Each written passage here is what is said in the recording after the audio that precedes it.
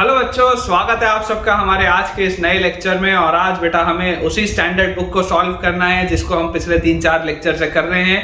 Book का नाम आपको नीचे दिख जाएगा और उसमें हमें आज एक्सरसाइज 3 जिसमें मोर देन वन करेक्ट के क्वेश्चन हैं, उसका क्वेश्चन नंबर 2, 3, 4 और 5 ये 4 सवाल हम आज करने वाले हैं। बहुत ही जबरदस्त क्वेश्चन हैं लोगैरिथम चैप्टर के और मुझे पूरी उम्मीद है कि इस स्टैंडर्ड बुक के सॉल्यूशन से आपको बहुत ज्यादा फायदा भी हो रहा होगा।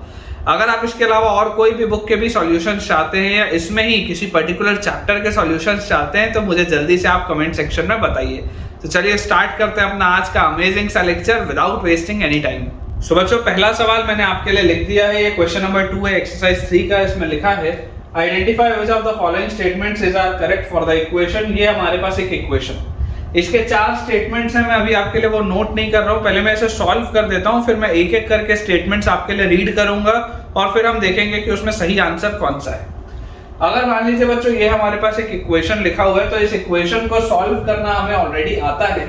हम जो चीज जानते हैं सबसे पहले हम उन चीजों को लिखते हैं। जैसे हमें एक बात पता है कि अगर बेस की जगह पर लिखा हुआ है x² + 2x - 3, अगर ये बेस की जगह पर लिखा है मतलब सबसे पहली बात तो ये है कि ये पॉजिटिव होना चाहिए और दूसरी बात ये है कि x² + 2x - 3 की वैल्यू कभी भी 1 के बराबर नहीं होनी चाहिए।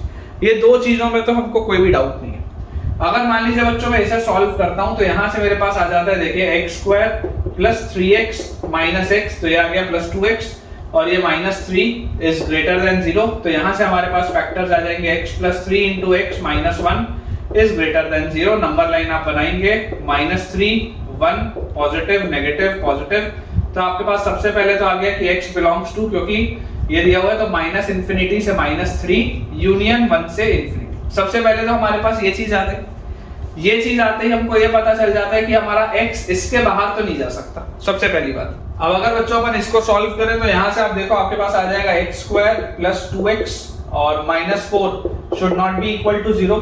इसका डिस्क्रिमिनेंट आएगा b² - 4, ऐसे डिस्क्रिमिनेंट पॉजिटिव आ रहा है, लेकिन जब आप इसके रूट्स निकालेंगे तो बच्चों इसके रूट्स आपके पास ना जो आएंगे वो इररेशनल रूट्स होंगे। आप करके देख लो, b² - 4 ऐसे जैसे आप करोगे रूट्स आपके पास आएंगे -b + √b² - 4ac तो +16/2a।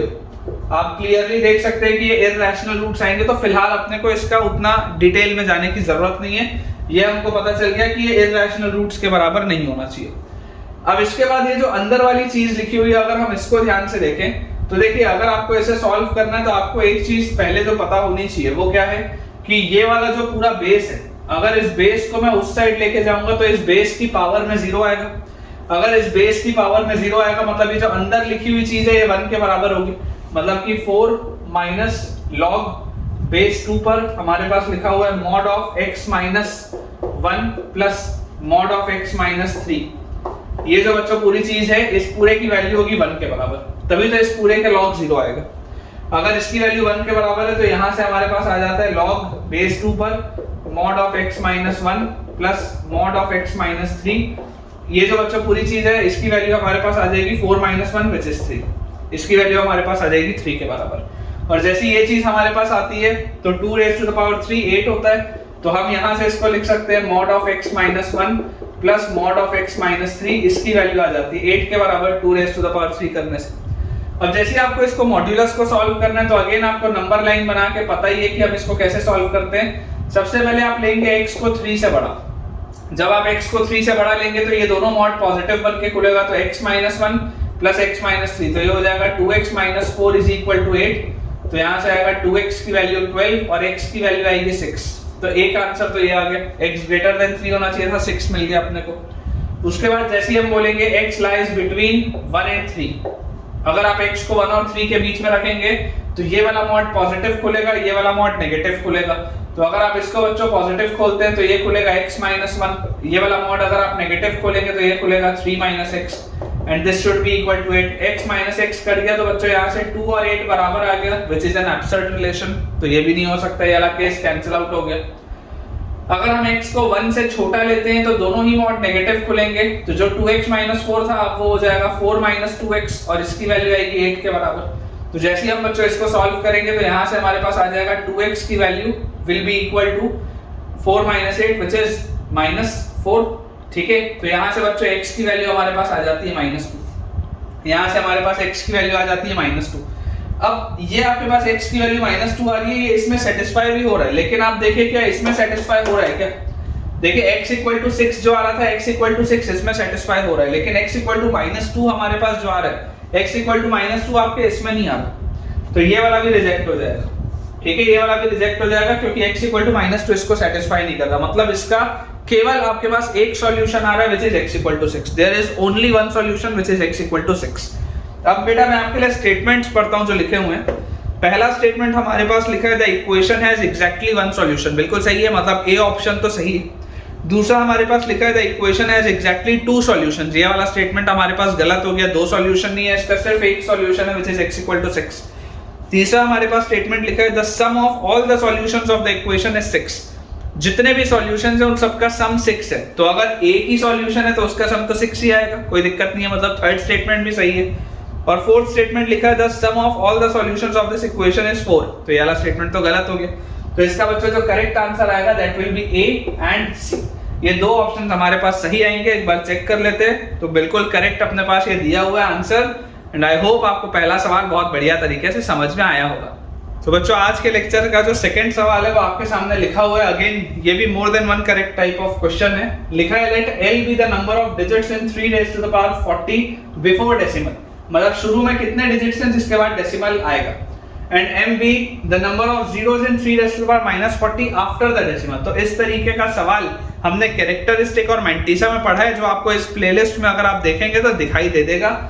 अब जैसे हम इसे सॉल्व करेंगे तो पहले मैं L और M को निकाल लेता हूं और उसके बाद फिर मैं आपको चार ऑप्शंस पढ़ के बताता हूं। देखिए आप बेटा, अगर हम सबसे पहले L की बात करें, है ना, अगर हम सबसे पहले L की बात करें तो तरीका क्या होता है, आपके पास बोला जा रहा है let L be the number of digits in 3⁻40। तो आप सबसे पहले बेटा N1 एक नंबर मान लीजिए व्हिच इज 3⁻40। सबसे पहले हमने क्या बोल दिया, हमने N1 एक नंबर मान लिया व्हिच इज 3⁻40। तरीका होगा आप दोनों साइड log लेंगे तो log n1 to the base 10 will be equal to 40 times log 3 base 10। मतलब आप इसको लिखेंगे 40 times log 3 base 10 is 0.4771। इसको आप बच्चों लिख सकते हैं 4 into 4.771। और जैसे हम इसको मल्टीप्लाई करेंगे तो 4 1 जा 4, 4 7 जा 28, 8 कैरी 2, 4 7 जा 28 और 2 30, 0 कैरी 3, 4 4 जा 16 और 3 is 19 और लास्ट के तीन डेसिमल मतलब। तो हमारे पास 19.084 आ रहा है। बहुत आसानी से आप इसको लिख सकते हैं 19 प्लस 0.084। तो बच्चों ये आपके पास आ जाएगा कैरेक्टरिस्टिक और ये आपके पास आ जाएगा मैंटिसा। जो कैरेक्टरिस्टिक और मैंटिसा होता है ये अपने पास आ जाएगा। अब हमें पता है कि अगर हमारा कैरेक्टरिस्टिक पॉजिटिव होता है, जो मैंने आपको सिखाया भी है एक रूल में, इस प्लेलिस्ट में आपको दिखेगा कि अगर कैरेक्टरिस्टिक पॉजिटिव होता है तो नंबर ऑफ सिग्निफिकेंट डिजिट्स अगर मेरे को निकालने हो, मैं यहाँ पर लिख देता हूँ अच्छे से, number of significant digits before the decimal, ये हमारे पास कितने आ जाएंगे, number of significant digits before decimal हमारे पास आ जाएंगे। अगर ये 19 है तो 19 प्लस 1 ये हमारे पास आ जाएंगे 20। मतलब कि जो L आ रहा है बच्चों, L की वैल्यू आपके पास आएगी 20। ठीक है, ये अपने को पता होना चाहिए। जो L अपने पास निकल के आया दिस विल बी 20। अब इसके बाद आपको बोला जा रहा है M B the number of zeros in 3⁻40 after the decimal. Decimal के बाद कितने जीरोस आएंगे बिफोर अ सिग्निफिकेंट डिजिट। तो मैं बोलता हूं आप N2 एक नंबर मान लीजिए 3⁻40। आप इसको N2 मान लीजिए। जैसे आप इसको N2 मानेंगे तो आपके पास log N2 to the base 10 will be -40 into log 3 base 10। ये हमारे पास आएगा। तो यार यहाँ से मेरे पास आ जाता है -40 into log 3 base 10 is 0.4771। ये वैल्यूज याद होनी चाहिए। log 2 base 10 होता है 0.3010, log 3 base 10 होता है 0.4771। ये अपने को पता होना चाहिए। तो यहाँ से बच्चों आप देखिए इसी तरीके से जब मल्टीप्लाई करके आएंगे तो ये आ जाएगा -19.084। मतलब आप इसको लिख सकते हैं -19 -0.084। अब हमें एक चीज पता है कि mantissa is always positive. Mantissa जो होता है वो फ्रैक्शनल पार्ट होता है, वो हमेशा पॉजिटिव होना चाहिए। इसका मतलब क्या है, इसका मतलब ये है बच्चों कि यहाँ पर तो आपको मैंटिसा नेगेटिव मिल रहा है, तो आप +1 करोगे और -1 भी करोगे। आप +1 करोगे और -1 भी करोगे। जैसे आप +1 करोगे तो +1 इसके साथ मिला लेगा तो ये अब पूरा मैंटिसा बन लेगा। और कैरेक्टरिस्टिक आपके पास ये आ जाएगा विच इज -19 एंड -1। तो आपके पास इसमें जो कैरेक्टरिस्टिक आएगा, कैरेक्टरिस्टिक आपका इसका आएगा -20, कैरेक्टरिस्टिक इसका आपके पास आएगा -20, तो number of zeros after the decimal कितने होंगे, ये भी बच्चों रूल में आपको मिल जाएगा, number of zeros after the decimal, number of zeros after the decimal. बच्चों ये जब हम निकालेंगे तो ये हमारे पास आ जाएगा, अगर इसमें -20 आ रहा है तो ये आएगा 20 - 1 विच इज 19, मतलब कि m की वैल्यू आपके पास आएगी 19, m की वैल्यू आपके पास आएगी 19 और l की वैल्यू आपके पास आ चुकी है 20। ठीक है, l और m हमें पता चल चुका है। अब अगर l और m हमें पता चल चुका है तो इसमें जो ऑप्शंस दिए हुए मैं आपको बताता हूँ। पहला ऑप्शन है l plus m, l plus m की वैल्यू दी हुई है 39, तो बिल्कुल सही है, देख लो l प्लस m 39 आएगा, तो पहला ऑप्शन तो बिल्कुल सही आ रहा है, l plus m 39। Second option दिया है l minus m is equal to 2, तो l माइनस m 2 तो नहीं आ रहा, मतलब सेकंड ऑप्शन गलत है। थर्ड ऑप्शन हमारे पास दिया है l minus m is equal to 1, बिल्कुल सही है, देख लो सी ऑप्शन भी सही है, l माइनस आप m करेंगे तो आपके पास 1 आएगा। फोर्थ ऑप्शन दिया है l plus m is equal to 38, ये भी गलत है, l प्लस m तो 39 था, हमें दिखाई दे रहा है, तो मेरे हिसाब से इसका आंसर आ रहा है ए ऑप्शन और सी ऑप्शन अगेन, एंड बिल्कुल करेक्ट है बच्चों, ये अपना सवाल भी बिल्कुल सही है। और अगर आप इसे एक सवाल को अच्छे से कर लेते हैं तो मेरा गारंटी है आपको कि आपको कैरेक्टरिस्टिक और मेंटिसा का कंसेप्ट पूरा बढ़िया से रिवाइज हो जाएगा। तो बच्चों थर्ड सवाल हमारे पास लिखा हुआ है f log to the base 3 log x base 2 plus log to the base 1/3 log y base half is equal to 1 and xy square is equal to 9, then तो सबसे पहले अपन इसको भी सॉल्व करके देखते हैं कि हमारे पास क्या निकल के आता है।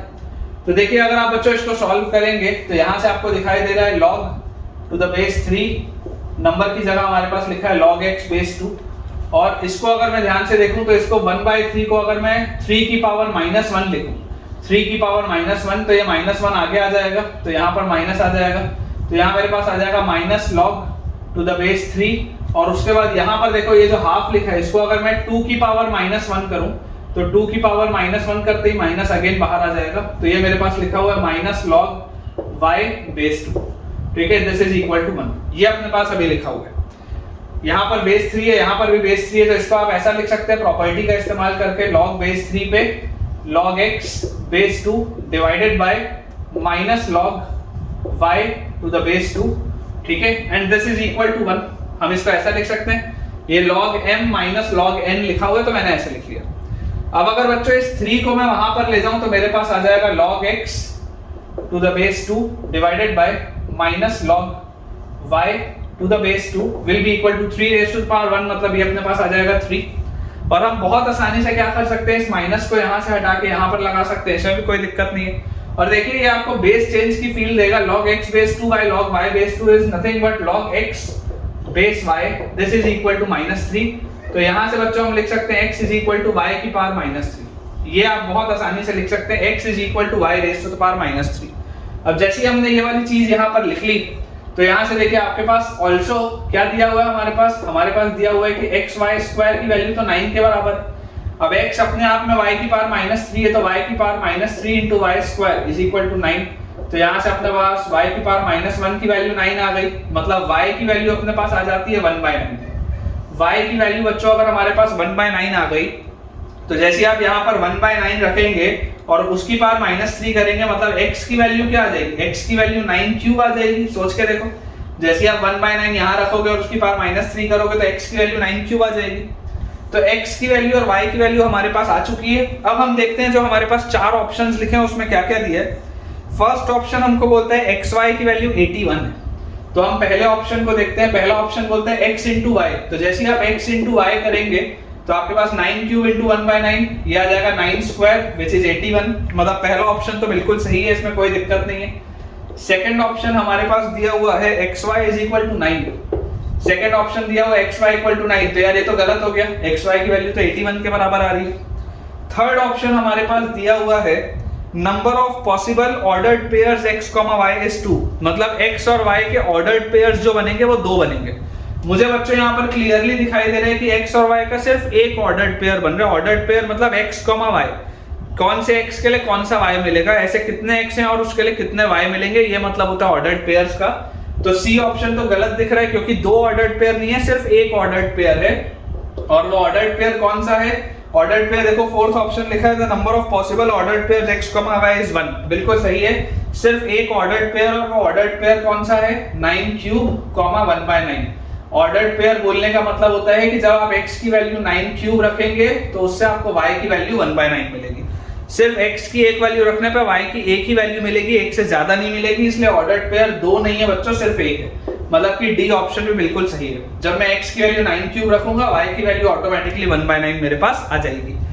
तो ए और डी ऑप्शन अपने पास आ रहा है, और ए और डी ऑप्शन बच्चों बिल्कुल सही है। तो ठीक है बच्चों, विद दिस हम अपने आज के लेक्चर के एंड पे पहुंच चुके हैं, और मुझे पूरी उम्मीद है कि आपको आज का लेक्चर बहुत बढ़िया तरीके से समझ में आया होगा, आपके कंसेप्ट्स क्लियर हुए होंगे, और मोर देन वन करेक्ट वाले क्वेश्चंस इतने इंपॉर्टेंट क्यों होते हैं आपको ये भी पता चला होगा।